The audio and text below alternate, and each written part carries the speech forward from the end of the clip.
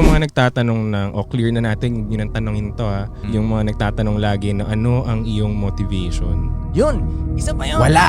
Pag tinatanong ako ng anong motivation, ganun. Dati sumasagot pa ako ganun eh. Pero ngayon, kung kailangan pa ng motivation, hindi ka hustler. Yes. Hindi, alam mo yun, stop it. Di ba ano, tol? Hindi ka kung kailangan pa ng motivation. Kasi isipin mo, di ba sabi nun, kung fighter ka, tas iisipin mo, kailangan motivated ka para mag-train everyday. Basag yung ilong mo, masakit yung katawan mo. Wala kang pakialam sa motivation mo dapat. Kailangan mo mag-train kung gusto mo manalo. So as a businessman, ganun ko rin siya tignan na, alam mo yun, ganun ka dapat. Wala kang masyadong pakialam sa motivation mo. Pag-isip mo, isipin ko, ano ba mag-motivate sa akin today?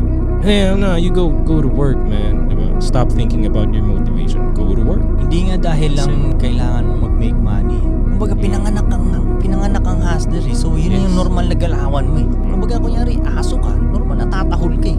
Nasa DNA naman doon ng humans yun eh. Pinanganak kang, alam mo yun, entrepreneur ka, negosyante ka. Normal lang yun, ginagawa mo lang yun. Hindi mo alam na, pwede yung, parang yan, kung aalalahanin ko yung dating pagkabata ako, dahil ko palang ginagawa na parang hustling ako dun. Alam mo yun? Hindi ka pa nga aware na. Hindi ako aware dun eh. Hindi ko alam yung word na hustle dati. Hindi ko alam yung word eh. Pero alam mo yun, diskarte ako ng mga klase ko, pati mga teacher ko, pinapatay ako sa ending ko, yung mga ganung